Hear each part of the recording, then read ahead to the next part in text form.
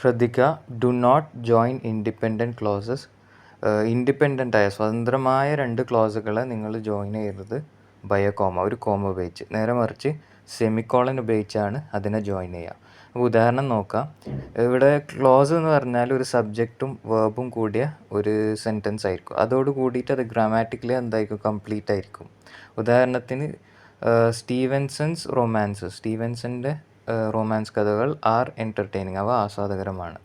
Okay, ഇവിടെ ആറ് എന്നുള്ളത് ഓക്സിലറി വെർബാണ്. എൻ്റർടൈനിങ് അതിനെപ്പറ്റി, ആ സബ്ജക്റ്റിനെ പറ്റി അറിയിക്കുന്നതാണ്. അപ്പോൾ അങ്ങനെ വരുമ്പോൾ ഇത് കംപ്ലീറ്റായി, ഈ ക്ലോസ് കംപ്ലീറ്റായി. ഇനി അടുത്തത് വേറൊരു ക്ലോസാണ്. ദേ ആർ ഫുൾ ഓഫ്, ആ കഥകൾ മുഴുവനും ഫുൾ ഓഫ് എക്സൈറ്റിംഗ് അഡ്വെഞ്ചേഴ്സ്, നിറയെ എക്സൈറ്റിംഗ് ആയിട്ടുള്ള അഡ്വെഞ്ചർ കഥകളാണ് അതിലുള്ളത്. ഓക്കെ, ഇത് രണ്ടും ഇൻഡിപെൻഡൻ്റ് ആയിട്ടുള്ള ക്ലോസാണ്. ഓക്കെ, ഇതിൻ്റെ ഇടയിൽ കൺജങ്ഷൻ വെച്ച് നമ്മൾ ജോയിൻ ചെയ്തിട്ടില്ല. ആൻഡ്, ഫോർ, ഓർ ഇങ്ങനെയുള്ള യാതൊന്നും ഉപയോഗിച്ചല്ല ഈ രണ്ട് ക്ലോസിനെ നമ്മൾ ജോയിൻ ചെയ്തത്. രണ്ടും സെപ്പറേറ്റ് ആണ്. അങ്ങനെ വരുമ്പോൾ ഇവിടെ കോമ ഉപയോഗിച്ചല്ല, സെമി കോളൻ ഉപയോഗിച്ചാണ് ജോയിൻ ചെയ്യുക. It is nearly 5:30. Semi colon, we cannot reach town before dark. സമയം ഏകദേശം 5:30 ആയി. ഇനി വി കനോട്ട് റീച്ച് ടൗൺ, ഞങ്ങൾക്ക് ടൗണിലെത്താൻ പറ്റില്ല ബിഫോർ ഡാർക്ക്, ഇരുട്ടാവുന്നതിന് മുമ്പ്. ഇവിടെ ഇത് രണ്ടും സെപ്പറേറ്റ് ക്ലോസുകളാണ്, ഇൻഡിപെൻഡൻറ്റ് ക്ലോസ് ആണ്. ഇതിൻ്റെ ഇടയിൽ ആൻഡ്, ഓർ, ഫോർ ഇങ്ങനെയുള്ള യാതൊരു കൺജങ്ഷൻ ഇല്ല. അതുകൊണ്ട് തന്നെ എന്ത് ചെയ്യണം, നമ്മൾ സെമിക്കോളൻ ഇട്ടാണ് ഇതിനെ ജോയിൻ ചെയ്യേണ്ടത്, കോമ ഇട്ടിട്ടല്ല. ഇനി വേണമെങ്കിൽ ഇത് രണ്ടും ഇൻഡിപെൻഡൻ്റ് ആണെന്ന നിലക്ക് നമുക്ക് വേണമെങ്കിൽ ഫുൾ സ്റ്റോപ്പ് ഇടാം. Stevenson's romances are entertaining, full stop. They are full of exciting adventures, full stop. അതുപോലെ അടുത്ത സെൻറ്റൻസും.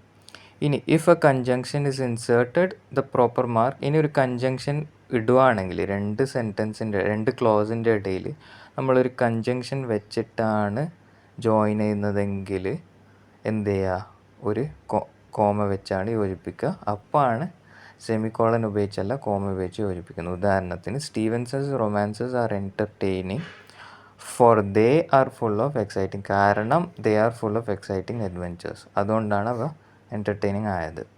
അപ്പോൾ ഈ ഫോർ എന്നുള്ളത് ഒരു കൺജങ്ഷനാണ്. അതുകൊണ്ട് ഇവിടെ സെമിക്കോളൻ അല്ല, കോമയാന്ന് ഇടാം.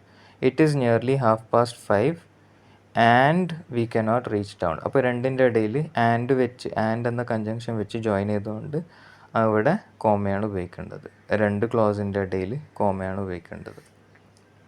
ഓക്കെ, 5:30 ശേഷം. ഇനി സെക്കൻഡ് ക്ലോസിന് മുമ്പ്, ഓക്കെ, ഉദാഹരണത്തിന് I had never been in the place before, I had difficulty in finding my way about. Okay, I had never been in the place before, ആ സ്ഥലത്ത് ഞാൻ മുമ്പ് ഉണ്ടായിരുന്നില്ല, അതൊരു ക്ലോസ്.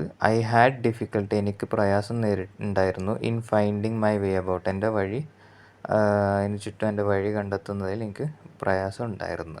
ഇത് രണ്ടും സെപ്പറേറ്റ് ക്ലോസ് ആണ്. ഈ രണ്ടാമത്തെ ക്ലോസിൽ ഐ ഹാഡ് ഡിഫിക്കൽട്ടി എന്ന് തുടങ്ങുന്ന ക്ലോസിൻ്റെ മുമ്പ് ഒരു ആഡ്വേർബ് വന്നിട്ടുണ്ട്. ആഡ്വേർബ് എന്ന് വെച്ചാൽ ഒരു വേർബ് ഏത് രീതിയിലാണ് ചെയ്തത് എന്നതിനെ ഡിസ്ക്രൈബ് ചെയ്യുന്ന ഒരു കാര്യം. ഉദാഹരണത്തിന് accordingly, besides, so, then, therefore, thus, അങ്ങനെ. അതായത് അങ്ങനെയാണ് എനിക്ക് ഐ ഹാഡ് ഡിഫിക്കൽട്ടി എന്ന അങ്ങനെയുള്ള കാര്യങ്ങൾ വരുന്നത്. സോ എന്ന് പറഞ്ഞാൽ അങ്ങനെ, ദെൻ അപ്പോൾ, ദെയർഫോർ അക്കാരണത്താൽ, ബിസൈഡ്സ് അതുകൂടാതെ, അക്കോർഡിംഗ്ലി അതനുസരിച്ച്, മനസ്സിലായി, ഇങ്ങനെയുള്ള അർത്ഥത്തിനാണ് അത് ഉപയോഗിക്കുക. അപ്പോൾ ഇതൊക്കെ ആഡ്വേർബ്സ് ആണ്. അങ്ങനെ ഒരു ആഡ്വേർബ് വന്നാൽ അവിടെ സെമിക്കോളനാണ് വരിക. I had never been in the place before, semicolon, so I had difficulty in finding my way about. Okay, in general ഇങ്ങനെയുള്ള ഇത് യൂസ് ചെയ്യാതിരിക്കുന്നതാണ് നല്ലത്.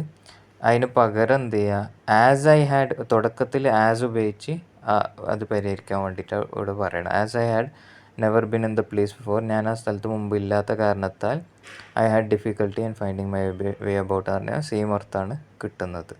ഓക്കെ, ഇനി ക്ലോസ് വെരി ഷോർട്ടാണെങ്കിൽ, വളരെ ഷോർട്ടാണെങ്കിൽ കോമ ഉപയോഗിക്കാം. ഓക്കെ, ലെങ്ത്തിൽ ഷോർട്ടാണ്. The gate swung apart, gate തുറക്കപ്പെട്ടു, വൈഡായിട്ട് തുറക്കപ്പെട്ടു. ദ ബ്രിഡ്ജ് ഫെൽ, പാലം വീണു. പോർട്ട്കൾസ് ഉയർത്തപ്പെട്ടു. അപ്പോൾ ഇങ്ങനെയുള്ള ഷോർട്ടായിട്ടുള്ള സെൻറ്റൻസ് ആണെങ്കിൽ, ക്ലോസ് ആണെങ്കിൽ കോമ ഉപയോഗിച്ച് തന്നെ അതിനെ സെപ്പറേറ്റ് ചെയ്യാവുന്നതാണ്.